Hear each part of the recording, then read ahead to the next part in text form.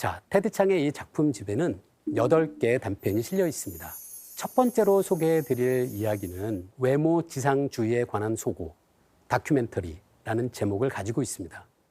만약 사람들이 서로를 겉모습만으로 판단하지 않는 그런 환경에서 살 수 있다면, 그리고 그런 환경에서 우리가 우리의 아이들을 기를 수 있다면, 만약에 이런 세상이라면 여러분들은 과연 어떤 선택을 할지를 테드 창은 소설에서 묻습니다.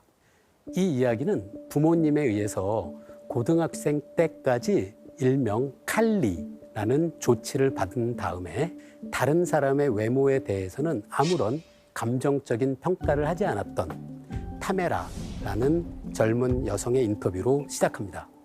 이 조치는 개인의 시각에는 간섭하지 않고 단지 눈에 보이는 것을 인식하는 일에 간섭할 뿐입니다. 칼리 아그노시아 조치를 받은 사람은 모든 사람의 얼굴을 완벽하게 인식할 수 있습니다.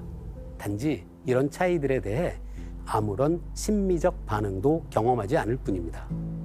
이 단편에 자주 등장하는 칼리는 외모에서 아름다움의 차이를 느끼지 못하도록 한 어떤 장치라고 생각하시면 됩니다. 칼리라는 이 소설에 소개된 장치를 보면서 실제 존재하는 카그라스 증후군이 떠올랐어요. 카그라스 증후군은 가까운 친구 그리고 가족이 겉모습은 똑같은 사람인데 사실은 그 사람이 아닌 것 같다라고 느끼게 되는 그런 정신질환 중 하나입니다. 사람의 모습을 인식할 수는 있지만 실제 그 사람이 누구인지는 파악하지 못해요. 내가 갖고 있던 그 사람에 대한 진실한 감정을 느끼지 못하는 그런 상태인 거죠. 이런 증상은 주로 감정을 담당하는 편도체에 문제가 생겼을 때 나타납니다. 작가가 실제 뇌과학 쪽에 존재하는 이런 여러 증상들에 착안해서 칼리라는 소설 속의 장치를 상상한 것이 아닐까 그렇게 생각해 봤습니다. 그런데 좀 칼리를 보면서 또 다른 생각도 떠올랐는데요. 우리가 흔히 하는 이야기 중에 사랑에 빠진 사람에게 뭐라고 하나요? 우리 눈에 콩깍지가 끼었다라고 표현하잖아요. 사랑에 빠진 뇌는 어떤 대상에 대한 객관적이고 합리적인 판단을 못하게 될 수도 있어요. 근데 어쩌면 이게 바로 우리가 사랑에 빠질 수 있는 그런 이유일 수도 있겠죠. 이것과 비슷한 그런 내용이 책의 구절로 나옵니다. 사랑이란 어딘가 칼리를 닮았다는 얘기 말이에요. 누군가를 사랑하면 상대방이 정말로 어떻게 생겼는지는 눈에 안 들어오는 거예요.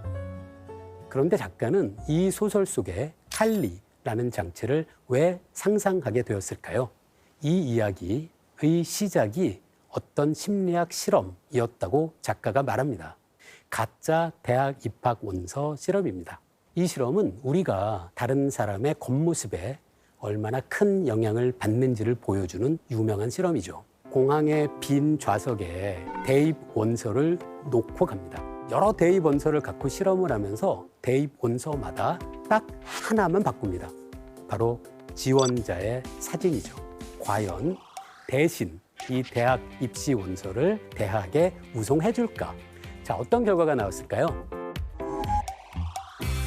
지원자의 용모가 더 매력적일수록 이 원서를 주운 사람들이 대신 대학에 우송해 줄 확률이 높다라는 그런 사실이 밝혀졌습니다. 우리는 단 한 번도 만난 적도 없고 만날 가능성이 없는 그런 상황에서조차도 얼굴의 모습이 더 매력적인 사람을 우리는 선호하는 경향이 있습니다.